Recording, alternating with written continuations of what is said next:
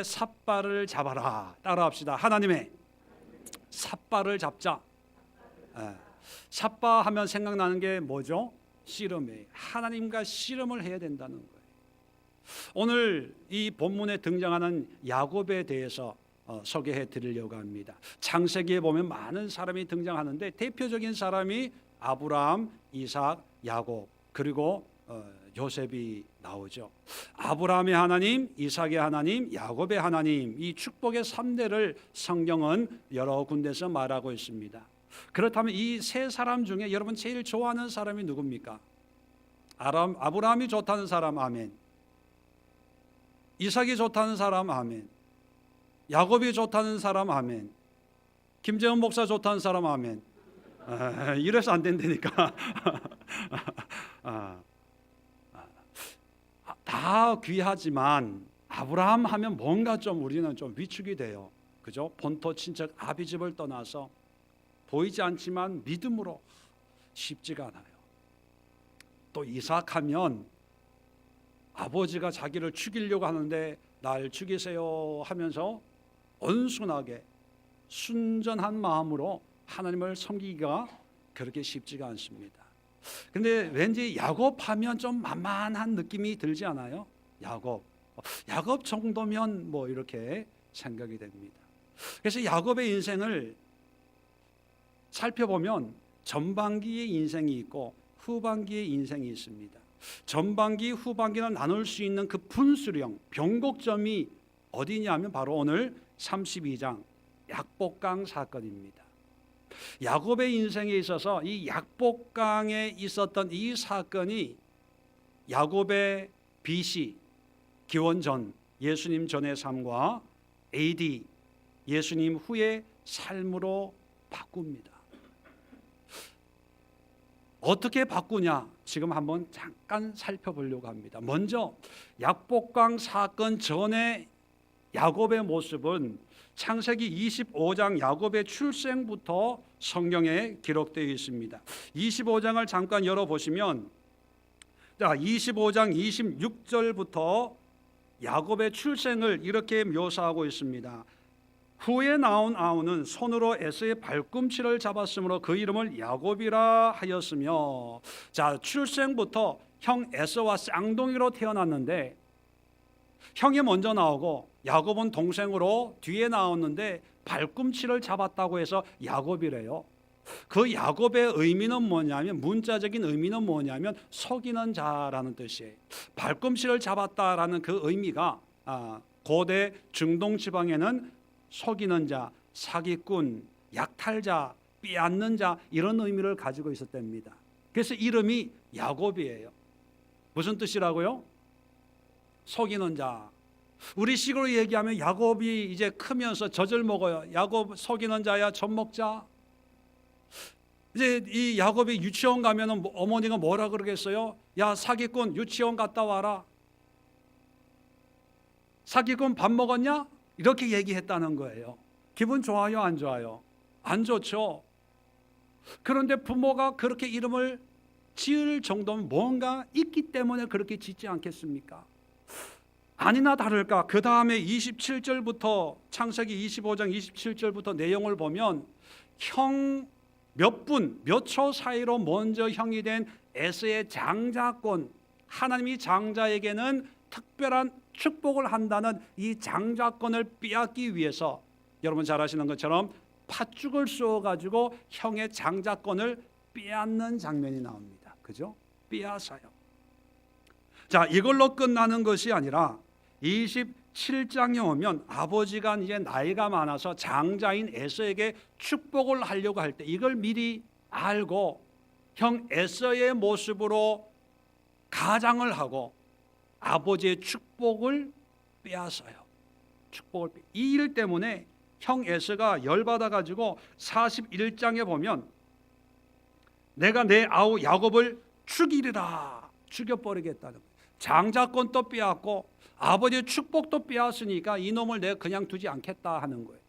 이 사건을 통해 가지고 이제 28장에 보면 삼촌 집으로 도망하는 장면이 나옵니다. 도망하다가 이제 베델이라고 하는 곳에서 하나님을 만나요. 사다리로 천사가 오르락 내리락 하는 그 곳을 베델, 하나님의 집이다라고 해놓고 서원을 해요. 서원 기도를 하는데, 자, 어떻게 기도합니까? 28장 20절에 이렇게 기록되어 있습니다. 야곱이 서원하여 이르되 하나님이 나와 함께 계셔서 내가 가는 이 길에서 나를 지키시고 먹을 떡과 입을 옷을 주시어 내가 편안히 아버지 집으로 돌아가게 하시오면 여호와께서 나의 하나님이 되실 것이고 내가 기둥으로 세운 이 돌이 하나님의 집이 될 것이요 하나님께서 내게 주신 모든 것의 10분의 1을 내가 반드시 하나님께 드리겠나이다. 그렇게 서원을 해요. 믿음 좋아요, 안 좋아요? 네. 그런데 자세히 보면요, 하나님을 믿겠습니다 그렇게 얘기하는 거예요. 하나님의 성전을 짓겠습니다, 10의 1절 드리겠습니다 하는데 그냥 하겠다는 거예요? 아니면 조건을 달아요? 그 조건이 뭡니까? 한마디로 나를 축복하시면 편안하게 집으로 돌아가게, 형 에서의 손으로부터 또 가는 이 여행길에서 강도 안 만나고 잘 살게 해주시면 내가 하나님을 믿겠습니다 이렇게 서원하는 거예요. 그럼 조건이기 때문에 반대로 편안하게 인도 안 해주면 믿는다는 거예요, 안 믿는다는 거예요? 안 믿는다는 거예요. 믿음 좋아요, 안 좋아요? 네. 믿음은 믿음일 수 있지만 그렇게 건강한 믿음이 아니에요. 자, 그러다가 이제 삼촌 집에 가게 됩니다. 가자마자 한 일이 뭐예요? 연애하는 일부터예요.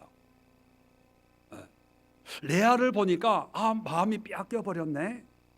그래서 그 레아를 아내로 맞이하려고 7년을 일합니다. 그래서 첫날 밤을 치르고 나니까 레아가 아니라 레아의 언니예요. 외모가 좀 떨어지는. 그래서 웬만하면 포기하고 그냥 레아하고 그냥 살 텐데 이 야곱은 보통 사람이 아닌 거예요. 내 거는 반드시 내 걸로 만들어야 돼. 뺏는 자기 때문에, 약탈하는 사람이기 때문에 또 7년을 일하네. 라헬을 위해서 14년을 일해요. 야, 참 여러분, 야곱처럼 라헬을 이렇게 14년 동안을 따라다니는 남자에서 빨리 결혼하세요. 네, 보통 사람이 아닙니다. 보통 사람이 아니에요. 14년을 일하고요. 그리고 나머지 6년은 자기 재산을 불리기 위해서 삼촌 라반을 위해서 열심히 일을 하는 그런 내용이 되어 있습니다. 자, 그러다가 31장에 오면 이제 20년이 지난 다음에 이제 부자가 되어서 고향으로 돌아오는데 어떻게 돌아오냐 하면 31장 20절에 보니까 야곱은 그 거취를 아람 사람 라반에게 말하지 아니하고 가만히 떠났더라. 뭐 표현은 가만히 떠났다 이렇게 표현했지만 쉽게 표현하면 뭐예요? 도망가는 거예요. 도망가. 야반도주 하는 거예요. 야반도주. 아니 20년 동안 같이 살았는데, 그리고 혈육으로는 외삼촌이잖아요. 엄마의 동생이니까. 외삼촌에다가 또 관계로는 뭐예요? 장인입니다. 장인. 그리고 두 아내의 장인이니까 장장인이에요. 장장인. 보통 관계가 아니에요. 그리고 삼촌 라반 때문에 혼자 도망가던 이 야곱을 거두어 가지고 지금 장가 보내고 아이 11 놓고 또 부자가 되도록 했으니까 그래도 미운하고나 라반이 은인이거든요. 그러면 뭐라 그래야 됩니까? 인사는 하고 떠나야 될 거 아니에요. 삼촌 고마워요. 장인 감사합니다. 이제 고국으로 고향으로 가야 될 때가 된 것 같습니다. 그렇게 인사해야 되는데 그냥 간 거예요. 이걸 알고 라반이 화가 나고 쫓아오는 거예요. 쫓아와 가지고 왜 그냥 도망가냐, 나를 그렇게 여겼냐 이렇게 얘기하니까 31절에 뭐라고 대답하냐면 야곱이 라반에게 대답하여 이르되 내가 생각하기를 외삼촌이 외삼촌의 딸들을 내게서 억지로 빼앗으리라 하여 두려워하였음이니이다. 여러분, 시집 보내는데 뭘 삼촌이 또 뺏겠어요. 이 두 딸을 억지로 빼앗을까 봐 두려웠습니다. 이 얘기는 뭐냐면 딸을 빼앗는다는 얘기가 아니라 재산을 빼앗아 갈까 봐, 돈 뺏길까 봐, 양 한 마리 아까워서 바둥바둥 하는 사람이 누구라? 야곱이에요. 야곱. 자기 거는 한 마리도 안 주고 자기가 좋아하는 거는 무슨 수단 방법을, 하나님이 장자권이 있다 하니까 장자권 빼앗고, 아버지의 축복이 곧 하나님의 축복이다 생각하고 어떻게 해서라도 그 축복 받으려고, 안수 받으려고 길을 쓰고, 라헬이 이쁘다 하니까 그 라헬을 위해 14년을 일하고. 여러분은 야곱처럼 이렇게 열심히 하나님의 은혜를 사모한 적이 있으시나요? 하나님의 축복 받아라 하면 이렇게 야곱처럼 막 애를 써서 막 팥죽을 끓여가지고 이거 팔아가지고 축복 받으려고 애쓴 적 있으세요? 없어요? 담임 목사의 안수 기도를 받고 싶어가지고 막 줄 서가지고 목사님 기도 좀 해주세요. 목사님 기도가 하나님의 기도입니다. 야곱이 아버지 이삭의 기도를 받으려고 애쓰는 것처럼 별미를 만들어가지고 저 찾아온 분 그런 적 있으세요? 그 정도 돼야 된다니까요. 근데 야곱은요, 열심히 하나님이 뭐 주신다 하면요 막 제일 먼저 줄 서는 사람이에요. 안수기도 받기 위해 제일 먼저 대기표 1번 뽑아가지고 새벽 기도 시간에 안수하면요 철회하는 거 혼자 그 기도 받으려고. 얼마나 사모합니까? 자, 이렇게 부자가 됐는데 이제 고향으로 돌아옵니다. 그런데 32장에 오면 문제가 생겨요. 20년 전에 자기를 죽이려고 했던 그 에서가 400명을 이끌고 주인을 만나러 온다, 이런 전가를 받는 거예요. 6절에. 자, 문제가 큰 거예요. 이 문제를 해결하기 위해서 7절 보세요. 야곱이 심히 두렵고 답답하여 자기와 함께한 동행자와 양과 소와 낙타를 두 떼로 나누고. 자, 재산을 두 떼로 나눕니다. 왜 두 떼로 나눌까요? 형이 화가 나가지고 한 떼를 쓸어버리면 나머지 한 떼로 먹고 살아야 되니까. 기발합니다. 똑똑해요. 여차하면 이거는 포기하고 남은 걸로 먹고는 살 수 있도록. 뭐 주식 투자하는 것도 아니고. 주식 투자에 그런 말이 있답니다. 계란을 한 바구니에 담지 마라. 왜냐하면 한 바구니에 다 투자했다가 그게 다 안 되면 문제가 되니까. 나중에 잘못되더라도 다시 투자할 수 있는 그런 자금은 따로 보관을 해야 된다. 그것처럼 이 벌써 지금으로부터 한 2000년 전에 4000년 전이죠. 이 투자를 안 해. 야곱이 이 경제를 알아요. 경제를. 대단하지 않습니까? 그걸로 끝나는 것이 아니라 9절 이하에 보면 기도까지 해. 기도까지. 자, 멋있는 기도합니다.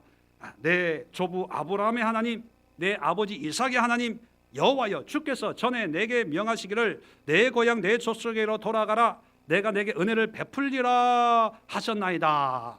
또 12절에도 주께서 말씀하시기를 내가 반드시 내게 은혜를 베풀어 내 시로 바다에 셀 수 없는 모래와 같이 많게 하리라 하셨나이다.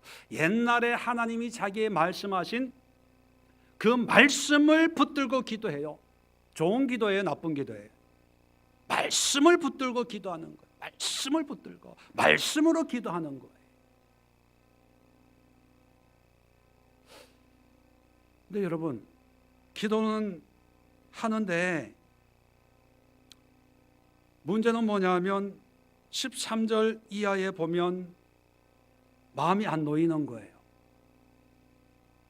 하나님이 큰 민족을 바다에 셀 수 없는 모래와 같이 많게 하리라 그렇게 말씀하셨지 않습니까? 이 기도의 의미는 뭐예요? 핵심은 뭐예요? 형 에서로부터 죽지 않게 해주세요. 왜? 죽으면 후손이 없어지니까. 후손이 많게 해달라는 얘기는 뒤집어 보면 나 살려주세요 얘기거든요. 말씀을 붙들고 기도하는 그 기도의 내용이 뭐냐면 나 살려주세요. 그러면 말씀대로 하나님이 역사할 줄을 믿는다면 기도했으면 어떻게 해야 돼요? 믿음으로 형한테 가야 되는데 그게 안 되는 거예요. 13절에 보면 예물을 준비하는데요. 보세요. 14절에 암염소가 200, 수염소가 20, 암양이 200, 수양이 20, 전나는 낙타 30, 그 새끼요 암소가 40, 황소가 10, 암나귀가 20, 새끼 나귀가 10. 엄청 많은 예물로 이걸 이 정도 가축을 준다면 남아 있는 거는 더 많다는 얘기예요. 그리고 자세히 보면요, 암것이 많아요, 수것이 많아요? 암것이 많아요. 왜 암것을 많이 주겠어요? 새끼 놓으니까. 암것은 새끼 놓으니까 이 형의 마음을 사로잡으려고 암것을 몇 배 더 많이 주는 거예요. 보세요. 암염소가 200인데 수염소는 20마리밖에 안 돼요. 10배 많게 이 암것을 예물로 주는 거예요. 그 얘기는 뭐냐면 마음을 사고 싶다는 거예요. 마음을 사고 싶다는 거예요. 자, 이 정도면 됐잖아요. 재산 또 나눴죠. 그리고 말씀으로 기도도 했어요. 그리고 혹시나 몰라서 또 예물까지. 이 야곱은 자기 재산을 누구에게 주는 사람이 아니거든요. 양 한 마리 안 주는 인간인데 자기 형을 위해서는 자기를 죽이려고 하니까 20년 전에 그 자기가 한 짓을 아니까 이자까지 쳐가지고 아마 이렇게 예물을 준비해 놨을 거예요. 그러면 되잖아요. 그런데 나중에 자기 가족들은 다 떠나보냈는데 야곱은 약복강에서 건널 수가 없는 거예요. 21절 보세요. 그 예물은 그의 앞서 보내고 그는 무리 가운데 밤을 지내다가 밤에 일어나 두 아내와 두 여종과 11 아들을 인도하여 약복 나루를 건널세. 그들을 인도하여 시내를 건너게 하며 그의 소유도 건너게 하고 야곱은 홀로 남았더니. 여러분, 이렇게 해도 강을 건널 수가 없는 거예요. 왜 건너지 못할까요? 재산도 건너고 다 자식들도 다 건너갔는데 자기는 못 건너. 왜 못 건널까요? 여전히 두려운 거예요. 여전히 무서운 거예요. 이런 야곱을 보면 누가 보인다? 야곱을 보면 누가 보인다? 우리가 보이지 않아요? 우리도 하나님의 은혜, 하나님의 축복, 하나님의 역사, 하나님의 은사 그러면 누구 못지않게 사모하잖아요. 그러지 않으세요? 하나님의 축복, 하나님의 은혜. 그래서 야곱처럼 뭔가 은혜 받고 하나님 앞에 뭔가 좋은 어떤 그런 것을 누리기 위해서 새벽 기도도 하고 또 기도원도 가고 은혜도 사모하고 막 그래요. 부흥 강사님 능력이 있으니까 안수 기도 받으면 내 문제가 해결될 것 같아가지고 기도 받으려고 헌금 봉투 들고 줄 서 있어. 대기표 받고. 그리고 하나님 앞에 헌신하고 기도할 때 하나님 이 삶만 잘 되면, 하나님 우리 아들 딸들 시집장가만 잘 가면, 하나님 우리 딸 우리 아들 이번에 좋은 대학교만 가면, 하나님 우리 아들 딸 이번에 시집장가 갔는데 이번에 똑똑거비 같은 손자 손녀만 낳아주면, 다 그랬잖아요. 야곱처럼. 그러면 내가 하나님을 위해서 열심히 새벽 기도도 하고 봉사도 하고 전도도 하고 그렇게 하겠습니다. 그랬잖아요. 그리고 또 야곱처럼 또 열심히 일해요. 열심히 해가지고 재산을 부르고 또 가정을 세우고 열심히 해요. 자, 그러다가 문제가 생깁니다. 문제가 생기면 어떻게 해요? 기도해요. 하나님 이렇게 나를 축복한다고 말씀했지 않았습니까? 나를 축복해 주세요. 말씀으로 기도해야 됩니다. 뭐 이런 또 설교를 듣고 말씀을 또 암송해요. 또 말씀을 묵상하고 기록했다가 또 말씀 노트 이런 걸 적어놨다가 기도할 때마다 그냥 창세기 몇 장 몇 절에 이런 말씀이 있고 이 말씀으로 기도합니다. 열심히 기도해요. 그리고 하나님께서 공의와 정의를 행하라고 하니까 또 구제도 해요. 베풀기도 해요. 하나님 앞에 11조도 드려요. 어려운 사람이 있으면 그래 하나님이 이런 사람을 도우라고 했지. 이 사람은 자기 자신을 위해서 돈 한 푼 달달 떠는 사람이 큰맘 먹고 또 구제를 해요. 나누기도 해요. 선교비도 내고 전도비도 내고. 자, 이런 모습 보면, 이런 모습을 밖에서 보면 믿음 좋아요 안 좋아요? 엄청 좋아요. 엄청. 이런 분이 없어요. 이런 분이 하나님의 은혜를 그렇게 사모하고 또 그렇게 기도 열심히 하고 말만 꺼내면 하나님 여호와께서 야, 이런 분은 권사감이고 이런 분은 우리 교회 장로감이야. 장로감. 어떻게 저렇게 신실하게 기도하지? 믿음 생활하지? 뭐 그래요. 저런 분은 신학 가야 되는 거 아니야? 선교사 보내야 되는 거 아니야? 뭐 그래. 근데 문제는 뭐냐면요, 야곱처럼 여전히 내 마음에 두려움이 있는 거, 염려, 걱정, 근심이 끊이질 않는 거. 다른 사람은 다 약복강을 건넜는데 자기만은 건널 수가 없는 거예요. 발이 안 떨어지는 거. 뭔가 해결 안 돼. 해결 안 되는. 기도는 하는데 기도 안 하는 게 아니에요. 기도해요. 말씀으로 기도 안 하는 게 아니라 말씀 붙들고 기도해요. 공의와 정의를 행하는 게 안 행하는 게 아니라 행해요. 하나님의 은혜 사모 안 하는 게 아니라 사모해. 장자권이 그게 뭡니까? 증 있는 것도 아닌데 팥죽 한 그릇에 형이 장자권 팔았다 네가 사라 했다고 장자권 왔다 갔다 합니까? 아버지한테 손 얹고 기도 받았다고 어느 날 갑자기 축복이 뚝뚝 떨어집니까? 아닌데도 야곱은 악착같이 사모하는 거예요. 밖에서 보면 이렇게 하나님을 사랑하고 사모하고 하나님 중심으로 살아가는 사람이 없는 것처럼 여겨지는데 정작 본인 안에는 하나님이 없어요. 여전히 두려워요. 여전히 현실. 내가 죽으면 어떡하지? 내가 병들면 어떡하지? 건강검진 마치고 왔는데 의사가 큰 병원 가라고 하면 어떡하지? 돈 떨어지면 어떡하지? 내 노후는 어떡하지? 발이 안 떨어지는 거. 이게 야곱입니다. 이 야곱의 모습이 우리의 모습 아닙니까?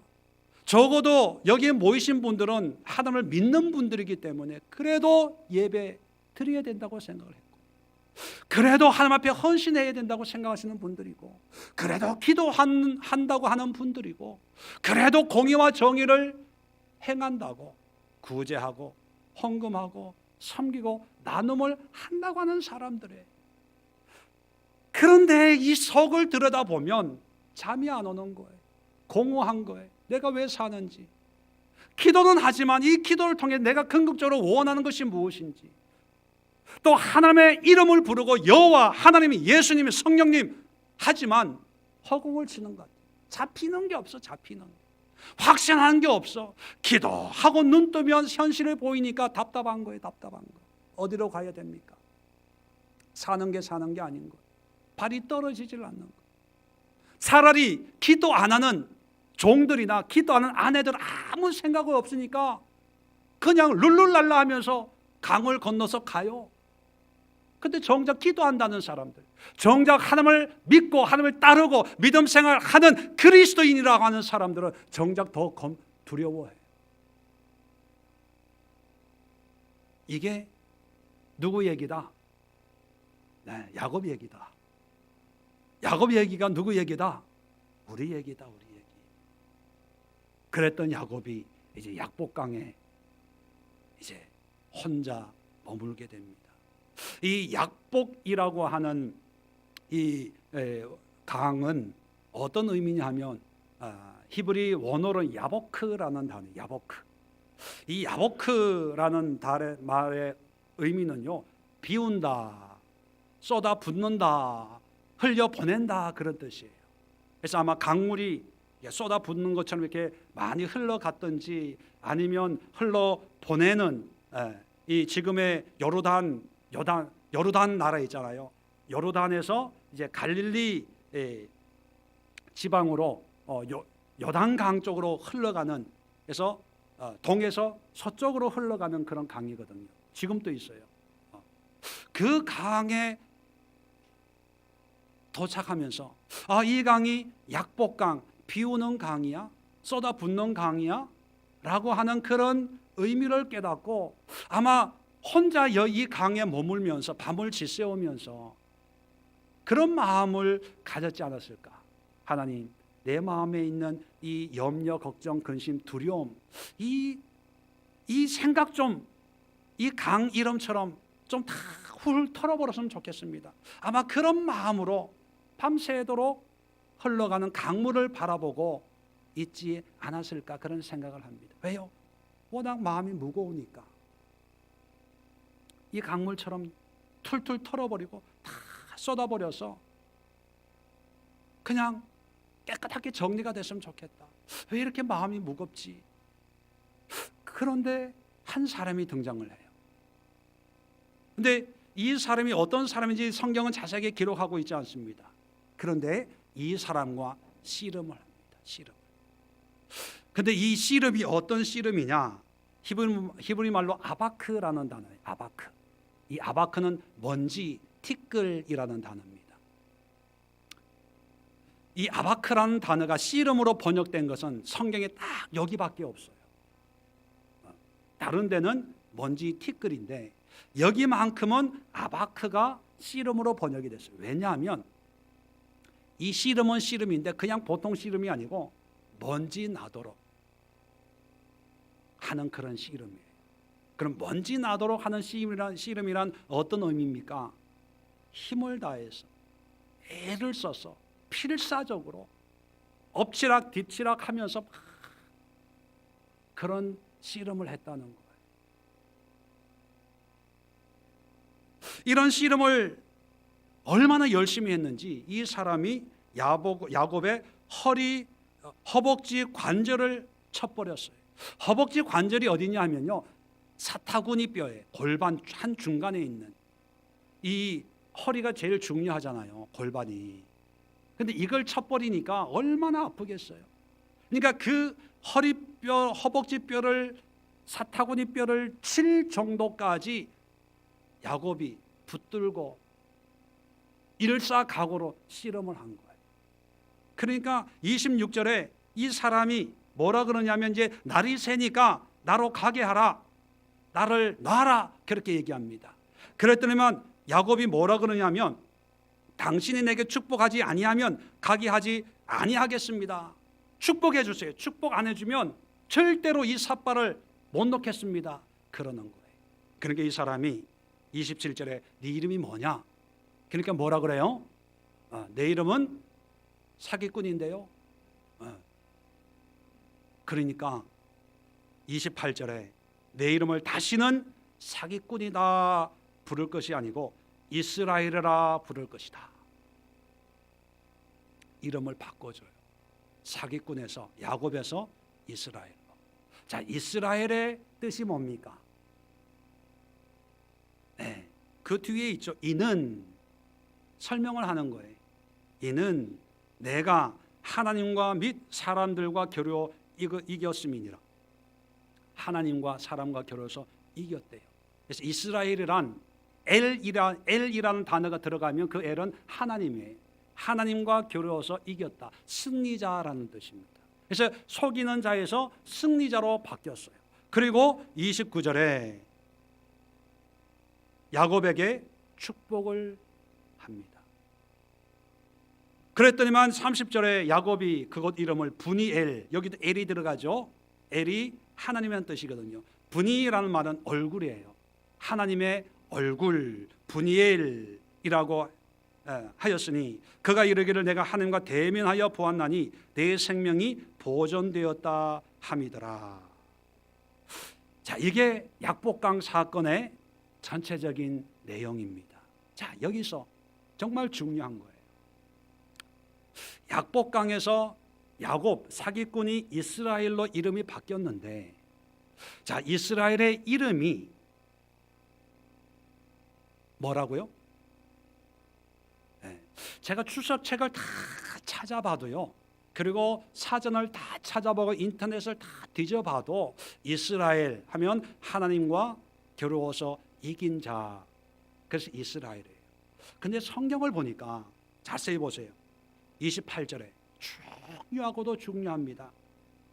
자, 이스라엘을 부를 것이니 이는 내가 하나님과, 하나님 동그라미 쳐놓으세요. 하나님과 및 사람들과 겨루어 이겼음이니라. 사람들 동그라미 쳐놓으세요. 이스라엘이란 문자적으로는 하나님과 겨루어 이겼다는 의미지만 하나님과 겨루어 이겼다는 의미 속에는 하나님과 및 사람들도 포함이 돼요. 자, 그러면 하나님과 겨루어 이뤘는데 하나님은 누구예요? 여기서 그 사람, 24절에 있던 어떤 사람, 이 어떤 사람이 나중에 보니까 하나님의, 그러니까 30절에 분이엘이라고 이름을 지어놓고 내가 하나님과 대면하여 보았다. 그러니까 이 사람은 하나님인데 사람의 몸을 입고, 이것을 현현이라고 그럽니다. 현현. 하나님이 사람의 몸으로 가시적인 모습으로 보여주는 것. 구약 시대에는 이런 모습이 참 많습니다. 환상이든지 아브라함도 왜 손님을 접대했는데 그것이 하나님의 천사, 하나님이었던 것처럼 구약 시대는 하나님이 사람의 모습으로 이렇게 특별한 때에 나타나기도 하시거든요. 그래서 하나님과 겨루어 이겼다 했을 때 씨름했던 이 사람은 하나님의, 그러면 정리가 된 거예요. 하나님. 그러면 사람들은 누구예요? 누구와 싸웠기 때문에 사람들과 겨루어 이겼다 했을까요? 24절에 나와 있는 어떤 사람은 문법적으로 보면 단수입니다. 단수. 근데 사람들은 복수예요. 그러니까 이 하나님을 또 지칭하는 건 아니라는 거예요. 어떤 사람들은 어떤 사람인데 그것을 하나님으로도 보고 또 사람으로, 왜? 사람이 하나님이었으니까. 그러니까 하나님 및 사람들은 똑같은 말이다. 그 사람을. 그런데 문법적으로 틀려요. 어떤 사람은 단수고 이것은 복수예요. 또 어떤 경우에는 에서를 얘기하는다. 에서의 문제가 해결됐으니까 하나님이 역사하시니까. 그런데 에서도 지칭을 하려면 뭐가 돼야 돼요? 단수가 돼야 돼요. 그래서 하나님과 및 그 사람을 네가 이겼느니라. 이렇게 돼야 되는 사람들이에요. 사람들. 복수예요. 지금까지 여기에 등장하는 어떤 무리, 복수의 사람이 없어요. 그런데 성경 분명히 이스라엘이라고 하는 그 이름은 하나님과 및 사람들과 겨루 이겼대요. 그래서 제가 아무리 주석을 찾아봐도 하나님과의 관계의 씨름에 대해서 이겼다는 것은 설교를 해석을 해놓는데 이 사람이 누군가는 풀이를 안 해놨어요. 그런데 제가 풀었다는 거 아닙니까? 풀었다는 거 아니에요. 그럼 누구냐? 기대하시라. 다음 주 이 시간 할려다가 오늘 말씀드릴게요. 네. 자, 약복강을 이해하려면 네 가지를 이해해야 돼요. 중요한. 자, 첫 번째, 어떤 사람이 누구냐? 누굽니까? 결국은 어떤 사람은 하나님의. 자, 그 다음에 두 번째, 하나님과 및 그 사람들이 누구냐? 그 사람들. 좀 이따 말씀을 드리면 이것을 해석을 해야 약복강의 의미를 깨닫고 야곱이 왜 이렇게 변화됐는지를 알 수 있습니다. 자, 세 번째. 자, 26절에 하나님과 씨름하면서 내게 축복하지 아니하면 가게 하지 아니하겠나이다 했을 때 야곱이 기대했던 축복은 뭘까요? 형 에서의 문제 해결해 주는 거예요. 그것 때문에 지금 이 난리를 치고 있잖아요. 형 문제, 20년 동안 쌓여있던 형과 동생의 이 문제를 아무 탈 없이 해결해 주기를 위해서 지금 씨름하고 있는 거예요. 자, 그랬는데 29절 끝에 보면 하나님이 야곱에게 축복한지라 라고 하고 있어요. 축복은 히브리 말로 바라크예요. 바라크. 자, 그렇다면 야곱이 원했던 축복과 하나님이 주기로 했던 축복은 같은 걸까 다른 걸까요? 예? 같은 거예요, 다른 거예요? 예, 달라요. 자, 그러면 우리가 원하는 축복과 하나님이 우리에게 주시려고 하는 축복은 같은 걸까요, 다른 걸까요? 다른 걸 알면서 왜 축복 구하세요? 그럼 바꿔야지. 다른 걸 알면서도 그렇게 야곱처럼 현실의 문제를 구하고 이것만 해결해 주면, 이렇게만 하면 그러고 있습니까? 예, 같은지 다른지 우리가 살펴볼 필요가 있습니다. 네 가지 질문에 하나는 이미 해결했어요. 여기서 세 가지. 그 사람들이란 누구냐? 그리고 또 뭐예요? 하나님이 주신 축복, 그게 뭐냐? 마지막 네 번째가 있어요. 이스라엘로 이름이 바뀌었는데 이스라엘로 이름 바뀌어진 삶의 모양과 모습은 뭐냐는 거예요. 전반 부분은 야곱이에요. 후반 부분은 이스라엘이에요. 하나님이 사기꾼에서 이스라엘 승리자로 바꿨어요. 그렇다면 이스라엘이라는 이름은 바뀌어진 삶의 실제적인 모습은 어떤 모습이냐? 그것이 33절 이후에 기록이 되어 있습니다. 33장 뒤에 약복강 사건을 경험하고 난 뒤에 이제 33장에 형 에서를 만납니다. 걱정했던 문제가 하나도 이루어지지 않고 아주 평화롭게 그렇게 해결이 돼요. 자, 그런데 34장에 들어오면 딸 디나가 세겜 사람들에 의해서 강간을 당하는 일이 일어나요. 그래가지고 이 흥분한 오빠들이 거짓말로 세겜에 있는 남자들을 학살하는 일이 일어납니다. 그래서 하나님께서 빨리 도망가라, 베들로 도망가라 해가지고 도망가는 그런 일이 일어나요. 자, 그 다음에 35장에 오면요, 35장에 오면 8절에 리브가의 유모 드보라가 죽어요. 드보라만 죽는 것이 아니라 35년 16절 이하에 보면 가장 사랑했던 아내 라헬이 베냐민을 놓다가 죽었어요. 그래서 그 베냐민의 18절 보세요. 그가 죽게 되어 그의 혼이 떠나려 할 때 아들의 이름을 베논이라 불렀어. 라헬이 죽으면서 베논이라고 불렀어. 이건 무슨 뜻이냐면 슬픔의 아들이란 뜻이에요. 아이노타가 산모가 죽으니까 산모가 죽으면서 마지막 한 말이 너는 이제 슬픔의 아들이다, 이렇게 이름을 붙였어요. 그런데 그 이름을 아버지 야곱이 베냐민이라고 불렀어요. 베냐민이란 뭐냐면 오른손의 아들. 오른손이라고 하는 것은 승리하는 것, 긍정적인 것, 또 하나님 편에 있는 것. 오른손은 항상 좋은 거, 왼손은 부정적인 거, 그런 거거든요. 슬픔은 부정적인 거잖아요. 그래서 아버지가 긍정적인 이름으로 베냐민, 오른손의 아들, 이렇게 웬만하면 죽어가는 아내의 이름으로 불렀을 텐데 아버지는 긍정적인 생각으로 바뀌어졌어요.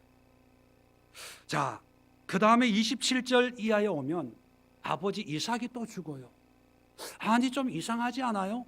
하나님이 축복을 하면 우리는 뭘 기대합니까? 잘 돼야 되잖아요. 성공해야 되잖아요. 형통해야 되잖아요.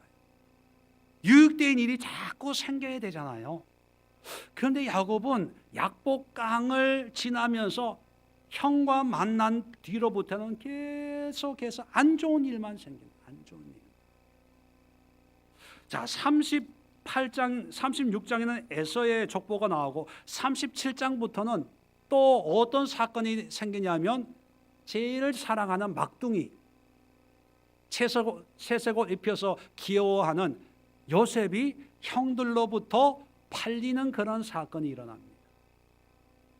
사랑하는 아들이 아들을 잃어버려요. 떠나요.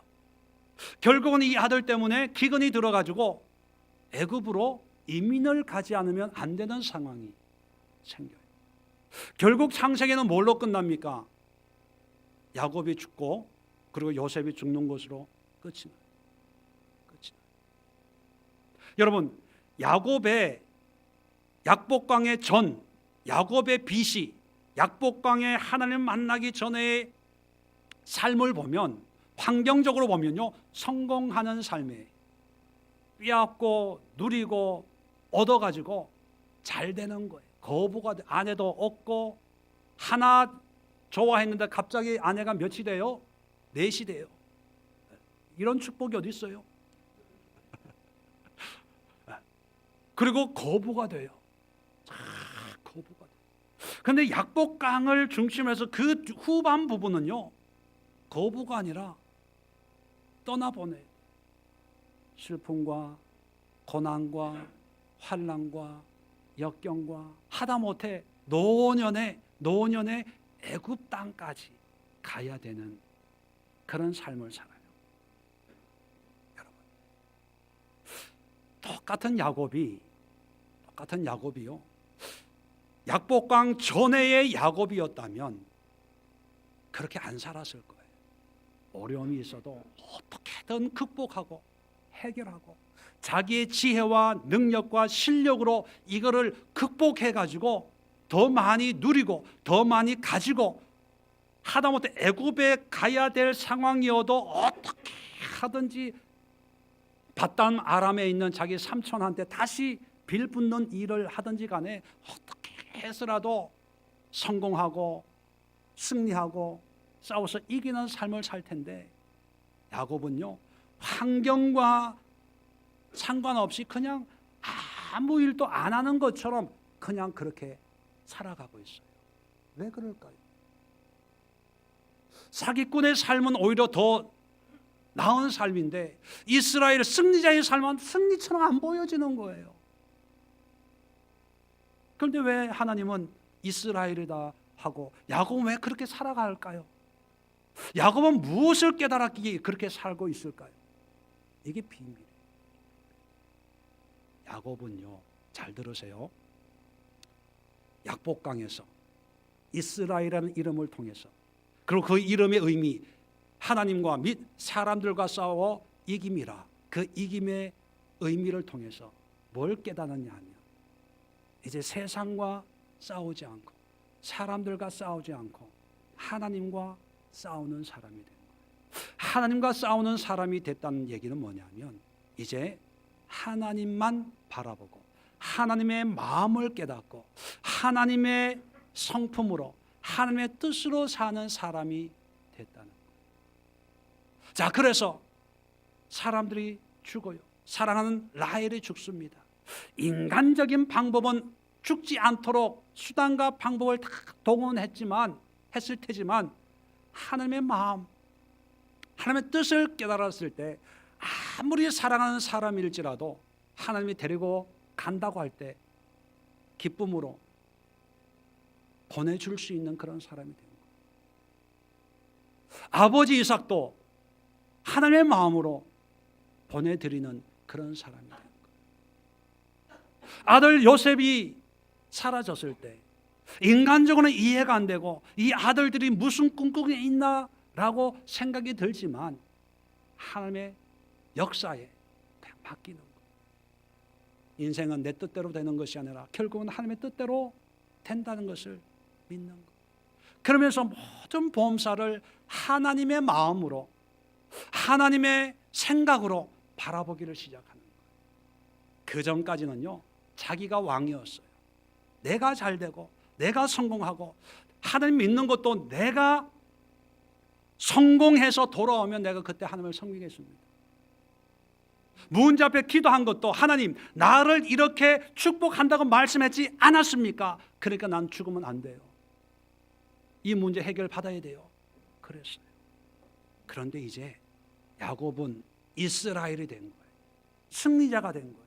그 승리자의 승리는 뭐냐면 내가 문제와 싸우고 내가 사람들과 싸워서 내가 가지고 누리고 빼앗아서 승리자가 되는 것이 아니라 승리자는 하나님을 가진 자가 승리자예요. 이해되시면 아멘. 자, 그러면 사람들과 싸워서 이겼다. 사람들이란 누구냐? 사람들이란 야곱 외에 모든 주변의 사람. 라헬. 옛날에는 라헬을 내가 내 여자로 만들므로 해서 내가 이겼다고 생각하는데 이제 이김은 내 것으로 만들어서가 아니라 놓아줌으로도 이길 수 있다는 걸 깨닫는 거. 부자 되는 거. 옛날에 내가 가짐으로 내가 이겼다. 세상을 향해서 외칠 수 있다고 생각했지만 이제는 버림으로 이길 수 있다고 생각합니다. 옛날에는 가나안 땅, 아브라함과 이삭에게 약속한 이 약속의 땅을 내가 끝까지 붙잡고 있어야 돼. 이게 이기는 줄 알았다면 이제는 하나님의 뜻에 맡겨버리는 게 이긴 거라는 것을 깨닫는 거예요. 사람들과 이겼다는 것은 이제 사람들과 싸우지 않는 거예요. 사람들하고 씨름하는 게 아니라 이제는 하나님하고 씨름하는 거예요. 하나님을 바라보는 거예요. 하나님을 의지하는 거예요. 하나님이 야곱 속에 가득 채워져 있는 거예요. 그러니까 이제 세상에 보이지 않고 사람이 보이지 않고 돈과 명예가 중요하지 않는 거예요. 이게 약복강의 은혜입니다. 여러분, 우리는 하나님을 믿는 영적인 이스라엘 사람이다 이렇게 얘기하죠. 하나님의 백성이에요. 하나님의 백성이란 그 의미가 뭔지 아세요? 하나님의 축복과 능력으로 이 세상을 이기는 자로 사는 것이 아니라 하나님 창조주이시고 구원의 주이시고 삼라만상을 다 지배, 통치, 역사, 인도와 주관하시는 그 하나님을 내가 가지는 것이 이스라엘이에요. 그것이 믿음이에요. 그게 그리스도인이에요.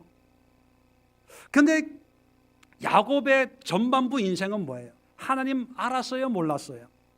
알았어요. 아니까 축복, 아니까 장자권, 아니까 기도하지요. 하나님을 모르는 게 아니라 알아요. 그런데 그 하나님이 내 안에 있는 것이 아니라 항상 저 바깥에 있어가지고 문제만 있으면 이 하나님의 능력을 이용하려고.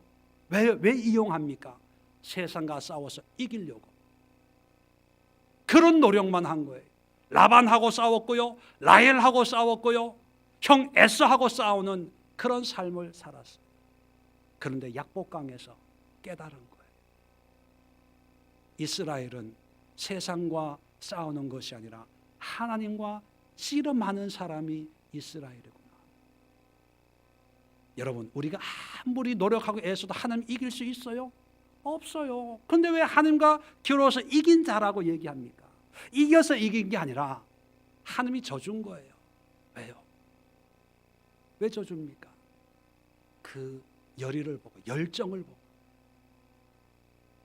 자, 그렇다면, 자, 아까 약복강의 4가지 의미를 기억해야 된다고 그랬죠. 첫 번째, 그 어떤 사람은 하나님이고, 두 번째, 그 사람들은 누굽니까? 내 주변에 있는 모든 사람들. 우리는 이기는 자가 되어야 돼. 그게 이스라엘. 어떤 사람들은 하나님과의 관계에서만 내가 잘하면 된다고 생각해. 다른 사람 신경 안 써.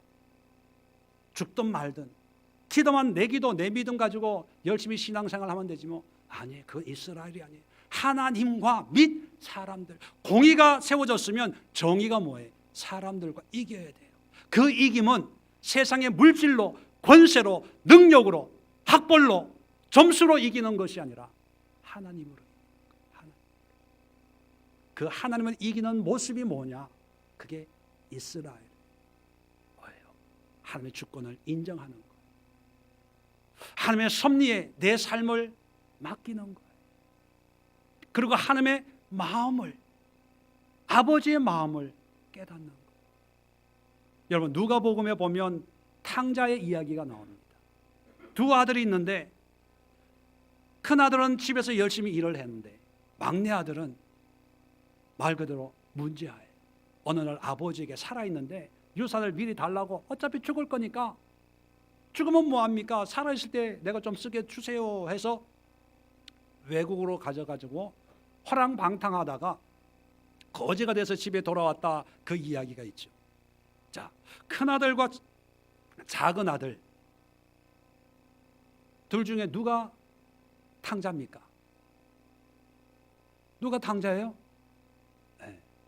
모양으로 보면 막내 아들이 탕자예요. 그런데 내용상으로 보면요, 두 아들 다 탕자예요.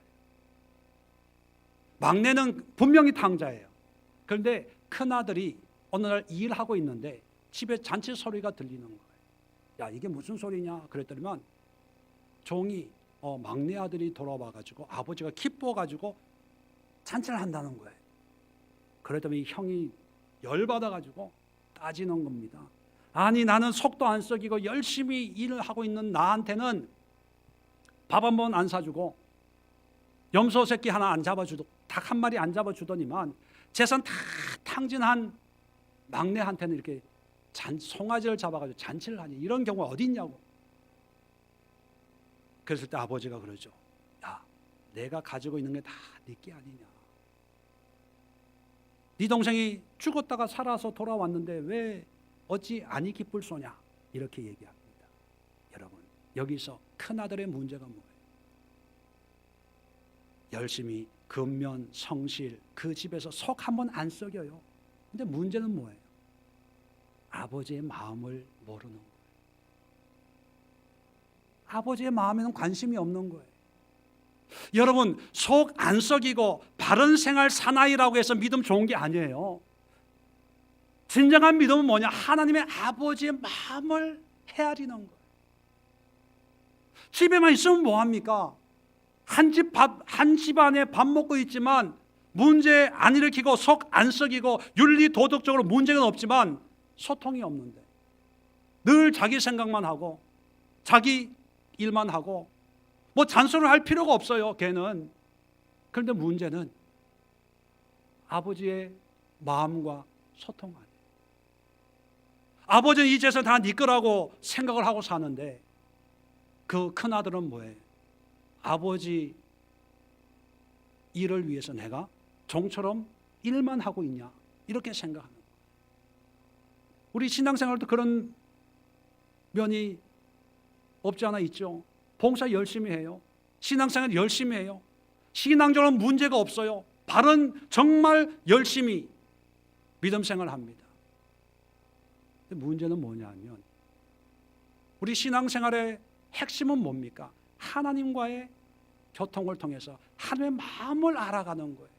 여러분, 교회 생활하면서 담임 목사님의 마음을 알고 교회의 어떤 방향이나 어떤 교회의 어떤 그런 행사나 교회가 추구하려고 하는 그런 가치관을 내가 알고 이해하고 거기에 열심히 다 한다고 그게 믿음 생활 잘하는 게 절대로 아닙니다. 교회가 선교하니까 선교 열심히 해야 돼. 교회가 전도하니까 전도 열심히 해야 돼. 이게 아니에요. 교회가 성경 공부 열심히 하니까 우리가 성경을 철저하게 해야 돼. 이게 아니에요. 전도하고 선교하고 성경 공부하는 목적이 뭐예요? 그런 걸 통해서 궁극적으로 추구하는 것은 하나님의 마음을 알기 원합니다. 아버지의 마음을 알아야 된다는 거예요. 야곱은 전반 부분엔 하나님을 알고 있었지만 하나님의 마음에는 상관이 없었어요. 하나님을 통해서 자기가 잘 되려고 한 거예요. 그런데 약복강을 통해서 이제 하나님의 마음을 알게 된 거예요.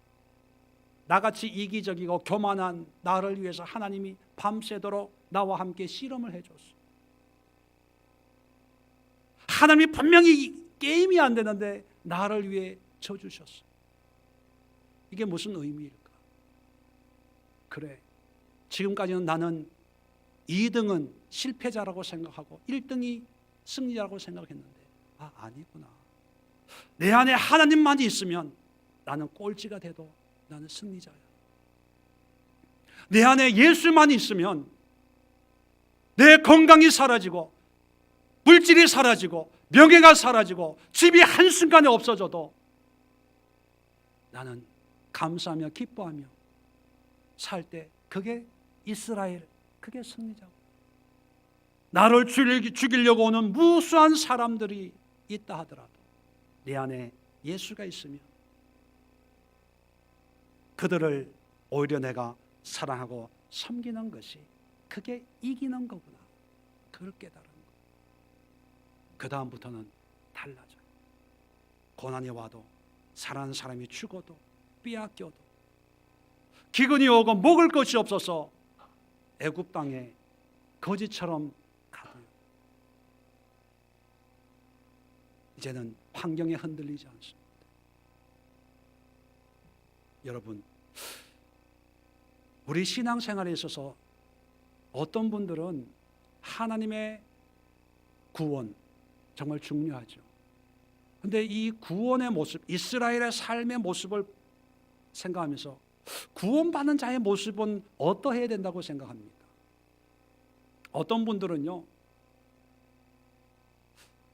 어떤 목사님 얘기를 제가 들었는데 그 목사님은 하나님이 우리를 예정하셨고 인도하시고 하나님이 구원하신대요. 왜냐하면 우리 인간은 에덴 동산에서 타락을 했는데 전적인 타락. 그래서 우리 인간의 힘과 노력으로는 하나님 앞에 의롭다 인정받을 수 있는 그런 모습을 갖출 수가 없다는 거예요. 그래서 전적인 하나님의 불가항력적인 은혜가 우리에게 임해서 그 은혜로 우리를 인도해 주셔야 우리가 영화로운 구원의 단계에 이르기 때문에 우리가 해야 될 것은 없다. 단지 우리는 믿는 것밖에 없다. 그렇게 얘기합니다. 소위 말하는 예정론, 구원론이죠. 일반적으로 장로교에서 얘기하는. 여러분들은 어떻게 생각합니까? 말 나온 김에 요 말 한 군데만 찾아보고 마치려고 합니다. 로마서 8장을 한번 열어보세요.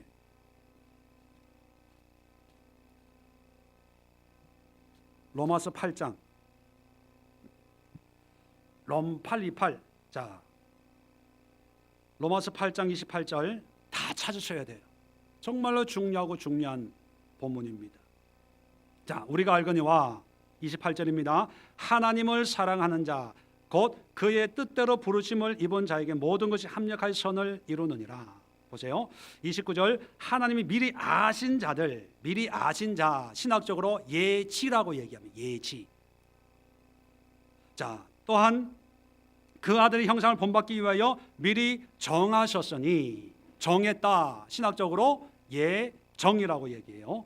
이는 그로 많은 형제 중에 맏아들이 되게 하려 함이라. 예수님을 얘기하는 거죠. 또 30절에 또는 미리 정하신, 예정하신 그들을 또한 부르시고, 부르는 것을 소명이라고 얘기합니다. 또 부르신 그들 또한 의롭다 하시고, 자, 의롭다는 것을 칭의라고 얘기해요. 자, 그들 또한 영화롭게 하시느라, 영화 또는 거룩, 그렇게 궁극적으로 구원을 의미하죠. 장로교 신학적으로는요, 이것을 구원의 서정이라고 얘기합니다. 모든 걸 아시는 하나님께서 구원받을 자와 구원받지 않는 자들을 예정하셨대요. 누가 구원받고 구원받지 못하는지를 누가 정한다고요? 하나님이 정하세요. 그러니까 아무리 영을 써도 구원 못 받는 자는 구원받을 수 없고, 또 반대로 아무리 영을 써도 구원받기로 정한 사람은 구원 안 받으려고 해도 구원을 받는데요. 왜냐하면 불렀기 때문에, 소명, 콜링했기 때문에, 그리고 부르신 이들을 의롭다고 인정했기 때문에, 그리고 이 의롭다고 인정한 사람을 하나님이 인도하시는 거예요. 그걸 신학적 견인. 그래서 어디까지? 영화의 단계까지, 구원의 단계까지. 이걸 구원의 서정이라고 얘기합니다. 그래서 이런 생각을 가지고 있는 사람들은요, 어떻게 신앙생활을 하냐면, 한 예수님을 믿어요. 그런데 우리가 행위로 의롭다고 인정할 일을 할 수 없이 우리는 전적으로 부패한 인간이기 때문에 그저 하나님만을 믿고 시인하고 확정하면 된다는 거예요. 그 다음에는 그냥 내 삶에 맡기는 거예요. 교회 다니면서도 나쁜 짓 해도 돼요. 근데 그 사람들은 무슨 생각하는지 아세요?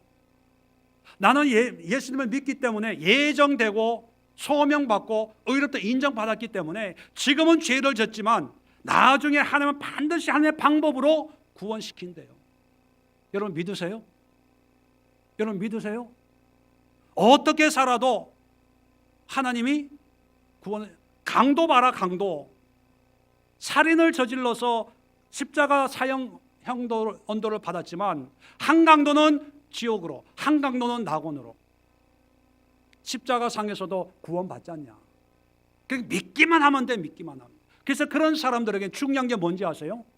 구원의 확신이에요. 구원의 확신. 이 방법을 가지고 자기대로 만든 게 구원파예요. 구원파. 구원파는요, 세월호 때 잠깐 나왔었잖아요. 유병헌. 그 구원파는 다 사업이에요. 사업. 장사하고 뭐 사업하고 유기농 뭐 농장하고. 그러면서 일반 사업처럼 하는 거예요. 그런데 교회 와가지고 찬양해요. 왜? 자기네만 구원받았대.